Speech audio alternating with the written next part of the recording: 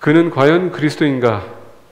우리가 본 말씀 보게 되면 본 말씀에 앞서서 제가 며칠 전에 인터넷 이메일에 이런 내용의 편지를 받았습니다. 제가 모르는 사람이에요.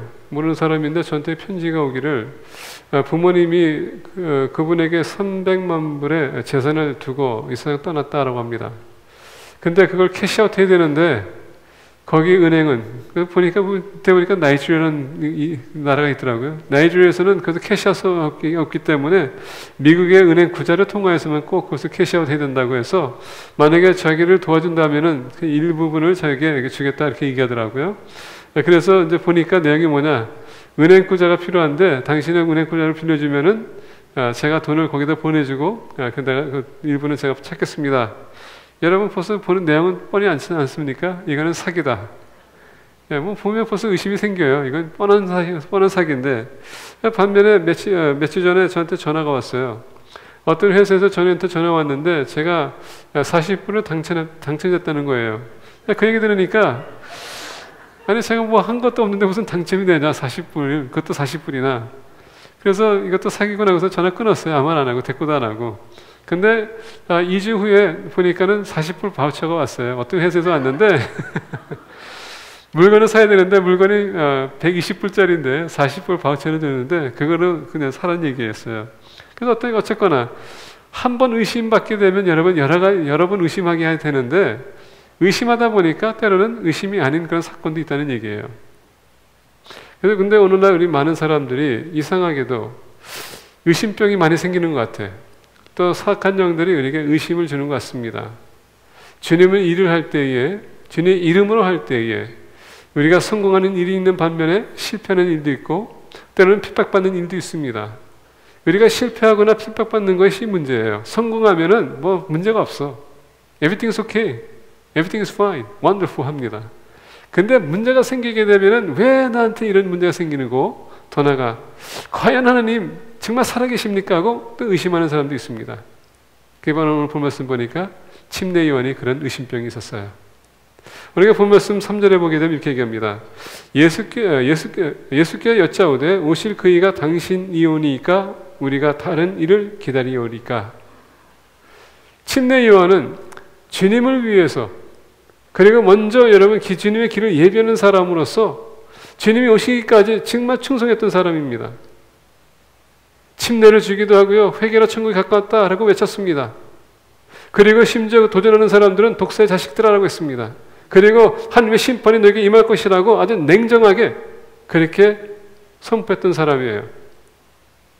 그리고 주님이 오셨을 때 주님을 바라보면서 봐라, 세상에 죄를 지을 어린 양을 봐라. 그래서 제자들이 얘기했습니다. 그럴 때에 나는 낮아져야 되고 그분이 높아져야 될 것이다. 이렇게까지 고백했던 침례 요한이 헤로드스로 인하여서 감옥에 끌려갑니다. 근데 그 감옥에 끌려간 이유가 다른 것이 아니에요. 헤롯이 잘못됐던 행위, 그것을 지적한 그 대가로 감옥에 들어갔습니다. 그리고 시츄에이션이 어떤가? 앞날을 그가 감당할 수 없었어요. 내게 지금 무슨 일이 일어날지. 헤롯은 침례 요한을 죽이기 원했습니다. 그가 죽어야지만은 본인이 이제 덜 괴롭힘을 받고 덜 스트레스 받기 때문에. 근데 죽이자니 또 백성들이 선지자를 여기기 때문에 만약에 죽였다 그러면 데모가 일어날 것입니다. 헤롯도 마찬가지로 고민하고 있었어요. 근데 침례 요한은 내가 왜 지금 이 자리에 있는가? 아마 곰곰이 생각했을 거예요. 그리고 그 감옥 안에서 왔다 갔다 했을 것입니다. 그리고 주님에 대해서 생각했을 거예요. 내가 주님을 위해서 길을 예배했던 사람인데, 주님의 영광을 위해서 여태까지 내가 말씀 사역을 해왔는데, 주님을 위해서 내가 여태까지 백성들을 그 마음을 준비했고 그 몸으로 말미암아 그분에게 돌렸는데 내가 왜 이런 수모를 당해야 되는가? 내가 왜 이런 고난을 핍박을 당해야 되는가?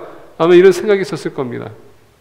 오늘 마찬가지인 것 같아요. 오늘 많은 사람들이 오늘날 주님을 위해서 내가 열심히 일하는데 칭찬은커녕 사람들이 그것을 비난하기 시작하고 비난하고 비판하고 더 나아가 그것을 가지고 욕하고 뒤에 가서 소문을 퍼뜨리기 시작할 때에 나는 순수한 마음을 가지고 헌신했는데 왜 이런 사람들이 나에게 행하는 것은 불신과 그리고 욕입니다.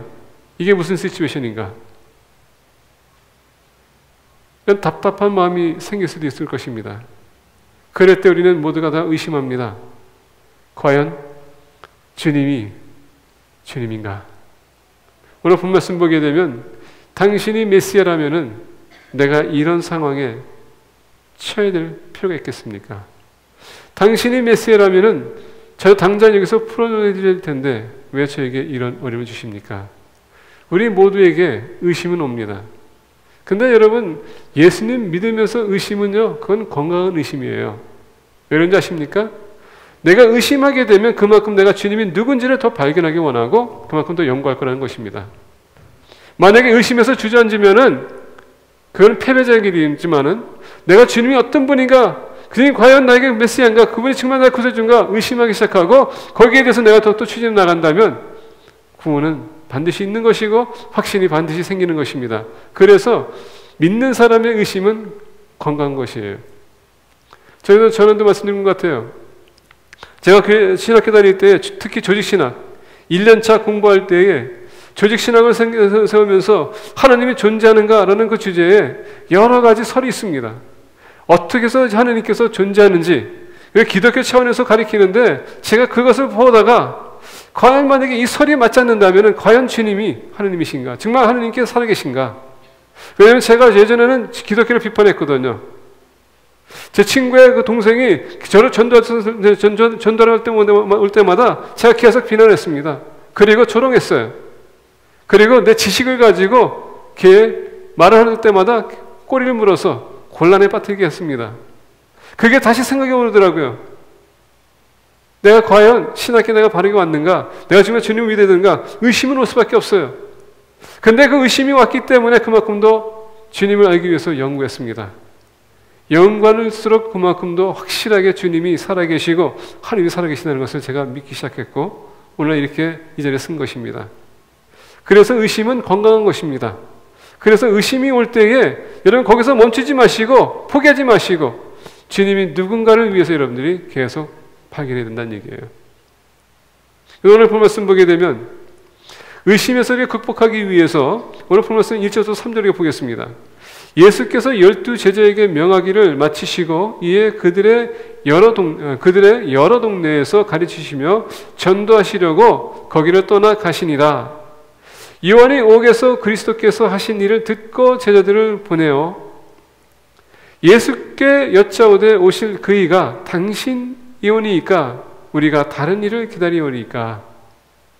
오늘 본 말씀 보게 3절에 요한이 의심이 왔던 이유가 있습니다. 이 의심이 왔는데 이 의심이 왔던 이유가 있는데 세 가지 이유가 있어요. 그것은 뭐냐면 첫 번째, 그가 기대한 만큼 그 기대가 어긋났기 때문에 그렇다는 얘기입니다. 메시아가 오게 되면 다른 제자들과도 마찬가지로 침례 요한도 이스라엘 왕국을 다시 세우겠지. 그리고 이런 어려움에서 그리고 특히 이 헤롯, 이 악한 사람에게서 해방시켜 주겠지. 더 나아가 이 로마 제국에 의해서 우리가 해방시켜 주겠지. 이런 기대가 있었다는 것입니다. 근데 그 기대가 어긋났어요. 그렇기 때문에 의심할 수밖에 없습니다. 오늘 많은 분들이 주님을 믿습니다. 그리고 주님을 믿을 때 기대가 있습니다. 내가 주님을 믿음으로 말미암아 내 삶이 더 좋아질 것이고 내 삶이 잘될 것이고 내 건강이 회복될 것이고 이 모든 기대가 있어요. 근데 그 기대가 기대만큼 이루어지지 않으면 우리는 실망하게 되어 있습니다. 그리고 의심이 와요. 과연 주님이 내가 바랬던 해결사인가? 주님은 해결사가 아닙니다. 여러분들의 욕구를 다 들어주신 분이 아니란 얘기예요. 두 번째 이유가 있습니다. 그것은 뭐냐면은 환멸을 느꼈기 때문에. 영어로는 disillusionment. 왜냐하면 침례 요한은 주님이 오시게 되면 바리새인들도 그랬겠고 종교 지도자들에게 얘기했고 너희들이 회개치 않으면 하나님께서 예수님께서 심판을 오신다고 하셨습니다. 근데 오히려 보니까 예수님께서는 오히려 그들도 받아들이고 있습니다. 대화하고 있어요. 아픈 사람도 치유하고 있습니다. 가난한 사람들에게 가서 여러분 어떻게 합니까? 말동무가 돼주고요. 병든 사람이 치유하는 역사가 있습니다. 그리고 가난한 사람, 가부들과 같이 어울리고 있습니다. 죄인들을 받아들이는 입장이에요. 침례 요한은 다르게 생각했습니다. 그러다 보니까 본인의 생각과 어긋나는 행위가 일어나기 시작하다 보니까 주님을 의심할 수밖에 없었어요. 과연 당신이 메시아가 될 수 있는가? 세 번째 이유가 있습니다. 여기서는 여러분 용기를 잃기 시작했다는 것입니다. discouragement. 내가 오늘날까지 주님을 위해서 이렇게 헌신했는데 이 감옥은 나에게 무엇인가? 내가 왜 이런 꼴로 있어야 되는가? 내가 왜 이런 모습으로 초라한 모습으로 있어야 되는가? 용기를 잃기 시작하면서 과연 주님이 메시아인가? 그래서 오늘 본 말씀 3절 보게 되면 예수께 여짜오되 오실 그이가 당신이 오니까 우리가 다른 일을 기다리오리까? 여러분, 침례 요한은 여기서 의심이 갔어요. 아까 말씀드렸죠? 의심하는 거 괜찮아요. 의심과 씨름을 해야 되는 것입니다. 왜냐하면 의심하게 되면 그 의심과 씨름할 때에 하나님께서 우리에게 정답을 주세요.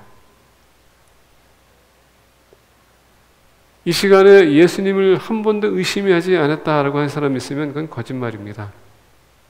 우리 모두가 한 번쯤은 예수님이 과연 하느님인가 의심한 일이 있어요. 내 가장 인생이 힘들 때에 거기에 아무리 기도해도 기도 응답이 없고 하나님께서 침묵을 지킬 때에 여러분들은 점쟁이도 한번 찾아봤을 것이에요. 여러분의 친구들 찾아갔을 것입니다. 해결하기 위해서 책도 봤을 거예요. 왜 그렇습니까? 주님을 의심하기 때문에.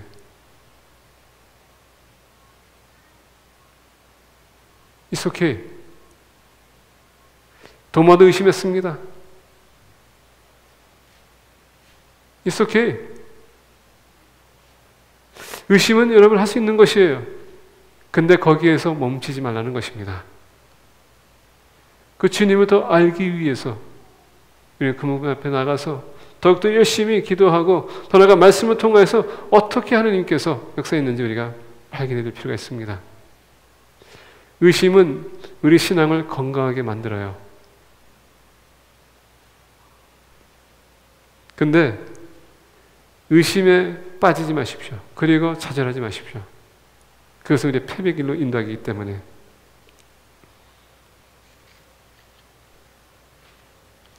말씀드린 것처럼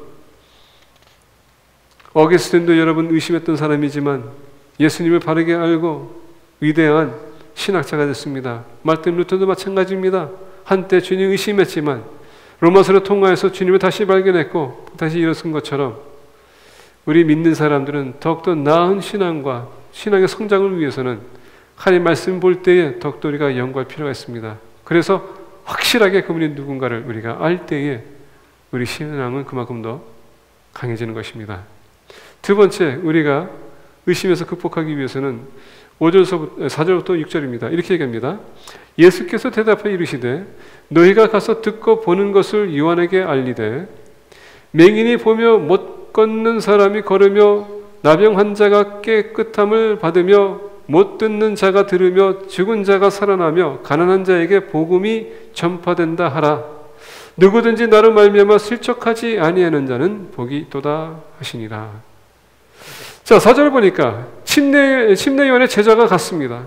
그 주님께서 그 얘기했습니다. 당신이 우리가 기다렸던 메시아입니까? 4절에 보니까 예수께서 대답하여 이르시되 너희가 가서 듣고 보는 것을 요한에게 알리라. 자, 여기서 제자가 어떻게 하냐고요? 보고 들은 대로 가서 얘기하라. 가서 보고 들은 대로 얘기하라.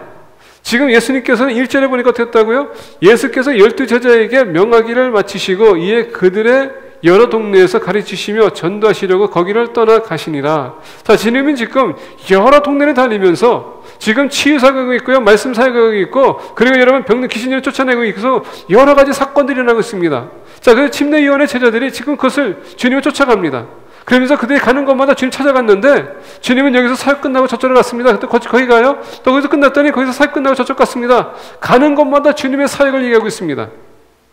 근데 이제 주님을 발견했어요. 그래서 주님이 발견했는데 주님께서 지금 그때 당시에도 지금 말씀을 가르치고 있고 치유사역이 일어나고 있습니다. 많은 사람들이 들으면서 기적을 체험하고 있는 것이에요. 그래서 주님께서 4절에 보니까 얘기합니다. 듣고 보는 것을 요한에게 알리라. 너희들이 지금 뭘 보고 왔냐? 너희들이 뭘 들었냐? 지금 듣는 것과 보는 것은 뭡니까? 확인했다는 얘기입니다. 우리 믿는 사람들은 의심이 생길 때에 하나님의 은혜를 우리가 체험할 것을 우리가 알아야 되고, 더 나아가 하나님의 그 은혜를 체험한 것을 우리가 기억해야 된다는 얘기입니다. 하나님의 기적을 우리가 체험해야 되는 것이에요. 원래 많은 사람들은 이 기적이라고 했었을 때 마치 여러분 뭐 하늘에서 뭐가 붕붕 떨어지지만 우리가 기적을 체험한다고 생각하고, 또 여러분 나같이처럼 병든 자가 치유받아가지고 이렇게 일어서서 설교할 때마다 이렇게 힘이 생긴다고 하는 거예요. 그거 기적, 그것만 기적이 아닙니다. 가장 기본적인 구원이 여러분 기적이 뭔지 아십니까? 가장 기본적인 것. 여러분들이 오늘 아침에 눈을 떠서 살아있다는 것. 사도들이 신약에 보게 되면 인사할 때마다 어떻게 합니까? 그리스도의 평강과 은혜가 너희와 함께 있을지어다. 그 은혜와 평강은 하루하루 삶에 있어서 우리에게 필요한 겁니다. 하나님의 평강은 내가 죽지 않았다는 것입니다. 살아있다는 것. 우리가 구약에 보게 되면 기드온이 주님을 만납니다. 그리고 주님께서는 그를 사사로 세우고 그가 블레셋 사람들과 전쟁하기 위해서 그를 세웁니다. 근데 기드온은 그것을 듣고서 의심합니다. 그래서 어떻게 합니까? 확인하기 위해서 시험을 합니다. 그리고 시험했더니 하나님께서 본인이 원하는 그대로 해줍니다. 그랬더니 뭐라고 합니까? 샬롬. 하나님의 평강이 나게 있다. 왜? 내가 죽지 않았기 때문에. 왜? 죄인은 하나님 앞에 쓸 수 없습니다. 근데 그럼에도 불구하고 본인이 하나님 직접 체험했고 근데 죽지 않았기 때문에 하나님의 평강이 나에게 있다라고 그렇게 얘기한 겁니다. 그래서 평화가 너에게 있기 원한다는 것은 하루가 살아 하나님께서 우리에게 생명을 주셨기 때문에 여러분에게 평화가 있다는 얘기예요. 그럼 하나님의 은혜가 뭡니까?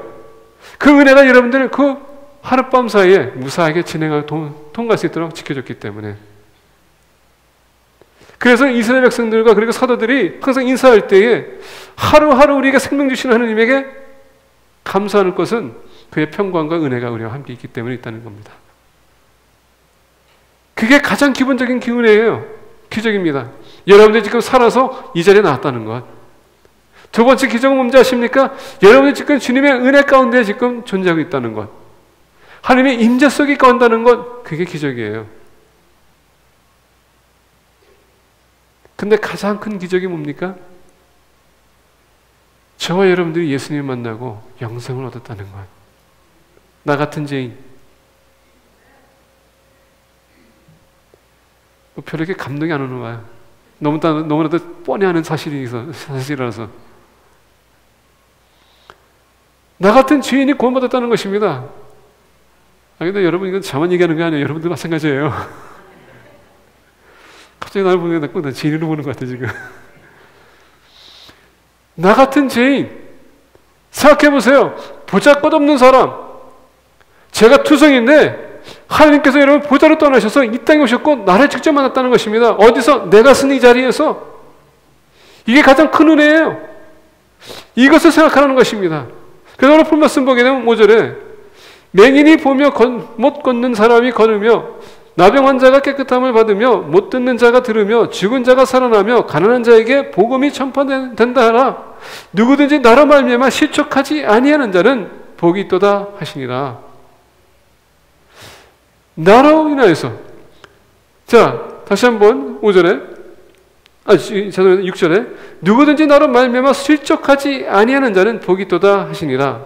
자, 주님에게 많은 기대가 있습니다. 여러분 그 기대한 만큼 그것이 기대가 미치지 못하면 실망하게 될 수밖에 없고 더 나아가 실망하게 되면 의심이 올 수밖에 없어요. 그래서 주님께서 얘기합니다. 누구든지 나로 말미암아 실족하지 아니하는 자는 복이 있다. 이것은 무슨 얘기냐면 사도 침례 요한은 지금 예수님에 대한 기대가 너무 많았어요. 근데 본인의 기대한 만큼 주님은 지금 본인의 생각과는 달리 다른 행동을 하고 있고요. 다른 사역을 하고 있습니다. 아니 지금 왕국을 세워야 되는데 왜 왕국 세우지 않고 지금 가난한 사람들과 고아들과 과부들과 그리고 병든 사람들과 그리고 모든 죄인들 받아들이네. 이게 무슨 시츄에이션인가? 그러다 보니까 의심할 수밖에 없고 만약에 왕국이 세워지면 나를 여기서 풀어줄 텐데 지금 나는 풀어줄 생각을 안 하고 저기서 지금 다른 사람들과 지금 놀고 있네. 이게 기대에 못 미치는 겁니다.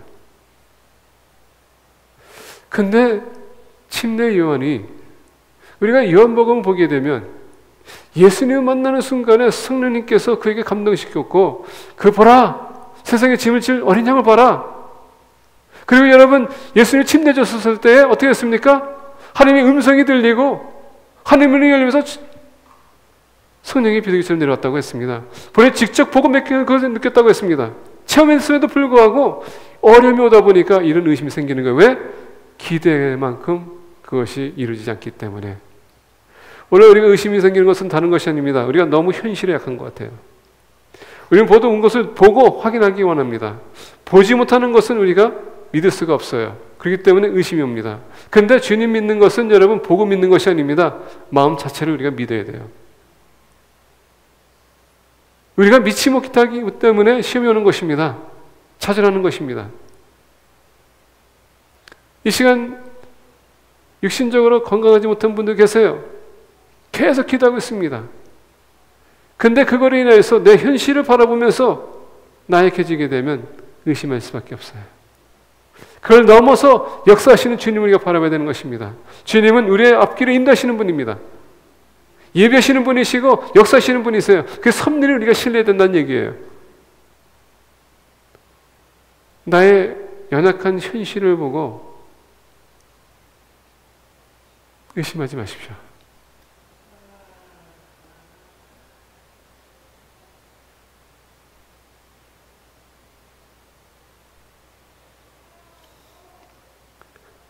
말씀이 지려집니까?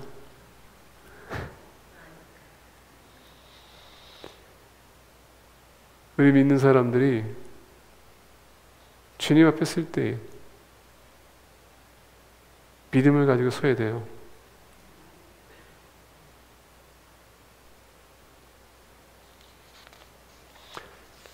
그래서 오늘 본 말씀 보게 되면 누구든지 나로 말미암아 실족하지 아니하는 자는 복이 있다. 교회 나와서 주님을 만나기 위해서 나오십시오. 사람 보지 마십시오. 현실을 보지 마십시오. 넘어서서 역사하시는 주님을 바라보시라는 것입니다. 아프신 분이 저한테 찾아와서 그런 얘기 했습니다. 왜 하나님은 저를 이렇게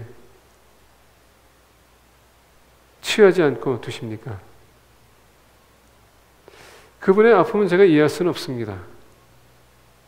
근데 저는 조금 이해할 것 같아요. 왜냐하면 나도 그런 시츄에이션이 있었기 때문에. 그때 당시 저도 마찬가지로 포기했었기 때문에.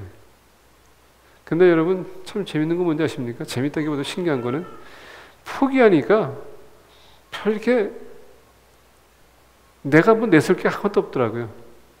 포기하니까 내가 뭘 원하는 것도 아무것도 없어요. 포기하니까 그냥 마음이 편하더라고요. 침례 요한이 그 시츄에이션을 지금 자기를 보면서 그 나약함을 보면서 자기를 여러분 현실을 봤었을 때에 그리고 본인은 간절하게 원하는 것은 뭡니까? 거기서 자유하게 원하는 것 그리고 예수님께서 와서 그를 구원해 주는 것을 원했을 때에 절망해 가는 것입니다. 그래서 의심할 수밖에 없었어요. 그래서 이 42절에서 보니까 누구든지 나로 말미암아 실족하지 아니하는 자는 복이 있다. 사람을 의지할 때에 이런 모습이 오는 것입니다.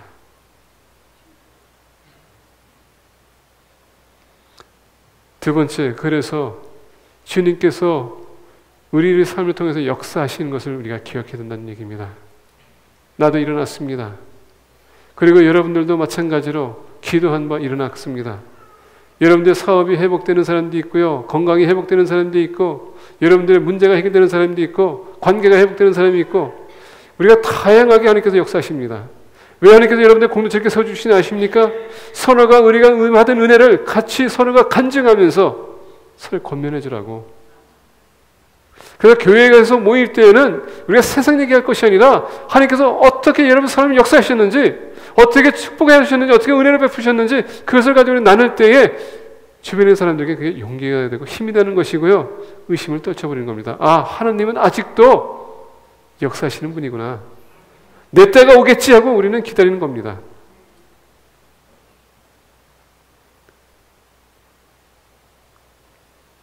문제가 있는데 계속 교회 나와서 우리가 문제를 가지고 얘기하게 되면 여러분 혹에 혹을 붙이는 겁니다. 그래서 교회 오게 되면 더 시험 들어서 가는 사람들이 많은 겁니다.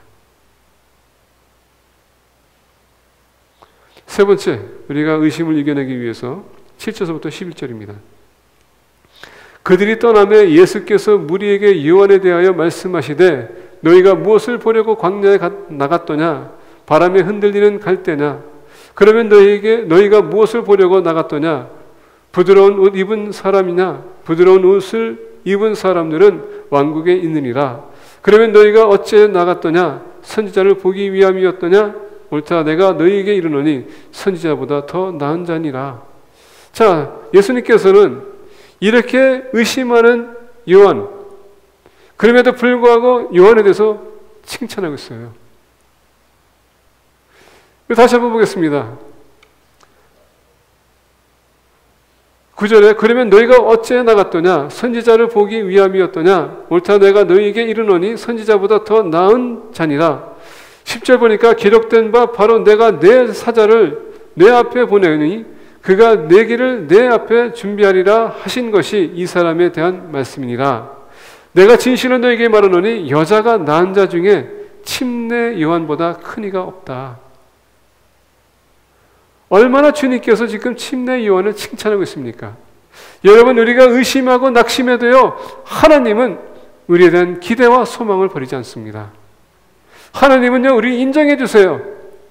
우리가 인간이기 때문에 연약함은 있음에도 불구하고 주님은 우리 인정해 주세요. 지금까지 우리가 신앙생활을 했던 것, 우리 의심한다 할지라도 여기까지 온 거에 대해서 주님께서 인정해 주신다는 것입니다. 침례 요한, 내 길을 예비한 자, 영혼을 준비했고 내가 오기를 위해서 모든 것을 준비한 자, 자기 인생을 바친 자, 너희들이 선지자를 만나러 갔느냐? 맞다. 여러분, 침례 요한을 보세요. 지금 얘기하게 되면 7절부터 9절 보게 되면 오늘 많은 사람들은요, 사람을 우리가 만날 때 있어서 사람을 인정하기 위해서 어떤 사람을 우리가 만나기 원합니까? 갑부를 원하고 지식 있는 사람, 그렇죠? 명예 있는 사람, 이런 사람들 우리가 인정하길 좋아해요. 근데 지금 주님은요, 외형을 보는 것이 아니고요, 그 사람의 마음을 보는 것입니다. 침례 요한의 그 순수한 마음을 보는 것입니다. 비록 그가 잠시 의심했다 할지라도 주님은 지금 뭐합니까? 10절에 내가 진실한 너에게 말하노니 여자가 낳은 자 중에 침례 요한보다 큰 이가 없다라고 합니다. 그 마음 중심. 하나님은 어느 누구 앞에 우리를 업신여기지 않습니다. 여러분, 욥기를 보세요. 욥이 주님의 헌신하는 모습 보고 천사들에게 칭찬합니다. 사단에 그것을 보고 분노 생겨서 그가 달리 하나님을 칭찬합니까? 하나님께서 그걸 보여주고 축복하기 때문에 그러지 않습니까? 그래, 다 거둬라. 그럼에도 불구하고 욥은 절대 하나님을 저주하지 않습니다. 계속 하나님께서는 욥에 대한 칭찬을 하세요. 사람과 달리 사람은 한순간에 여러분 친하고 정을 쌓으면서 친해질 때는 착 칭찬하다가 조금만 틀어져 봐요. 돌아서는 순간에 욕하기 바쁩니다. 근데 주님은 그게 아닙니다. 하나님은 변치 않는 분이세요. 그래서 침례 요한이 의심한들 그럼에도 불구하고 칭찬합니다. 너희들이 선지자를 받느냐? 맞다. 그러면서 11절에 내가 진실한 너에게 말하노니 여자가 낳은 자 중에 침례 요한보다 큰 이가 일어남이 없도다. 근데 이 끝부분에 보겠습니다. 그러나 천국에서는 극히 작은 자라도 그보다 크니라. 그러나 천국에서는 극히 작은 자라도 그보다 크니라.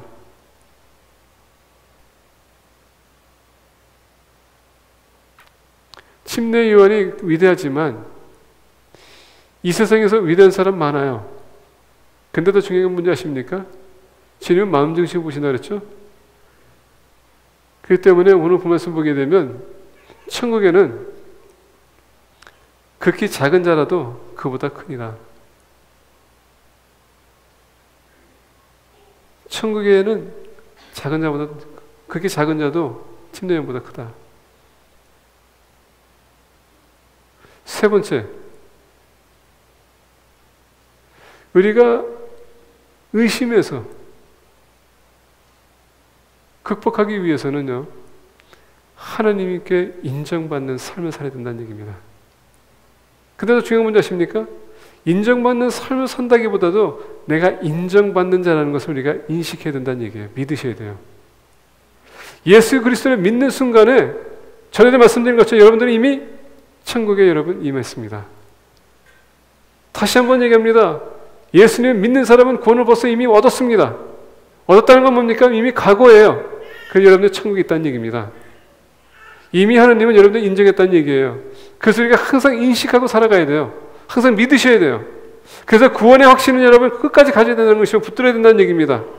구원의 확신이 없이는 절대 여러분들이 하나님의 신뢰를 할 수 없고요. 구원의 확신이 없이는 천국에 대한 소망이 없어지는 것이고, 그러게 되면 나의 인생에 힘든 일이 생길 때마다 의심할 수밖에 없어요.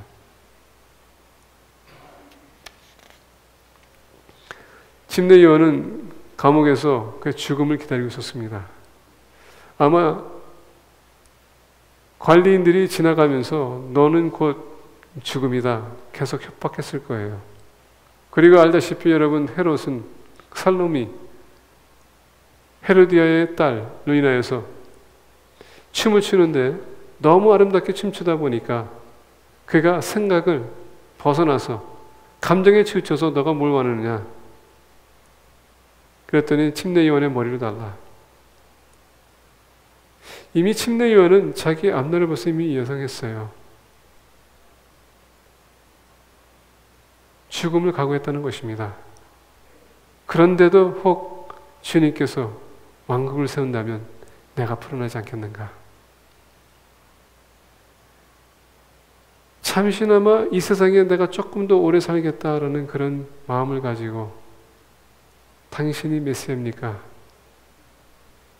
그러면 왜 저를 여기서 풀어주지 않습니까? 근데 주님께서는 여러분 오늘 11절 얘기합니다. 그러나 천국에서는 극히 작은 자라도 그보다 크니라. 너가 이 세상에서 원하는 것이 성취가 되지 않는다 한들 천국에서 모든 것이 다 이루어질 것이다. 우리 믿는 사람들은 주님을 의심하는 걸 아까 얘기했죠? 그건 건강한 겁니다. 주님을 알기 위해서 하는 거기 때문에. 극복하기 위해서는 주님께서 어떻게 여러분 삶을 역사하셨는지, 기적을 나타내셨는지, 은혜를 입었는지 생각하라고 했습니다. 세 번째는 내가 마치 천국에 있는 것처럼 지금 이 시간 살아간다면 모든 의심을 우리가 물리칠 수 있어요. 천국에 존재한 것처럼. 거기에서 소망을 두시고 의심하지 마십시오. 기도하겠습니다.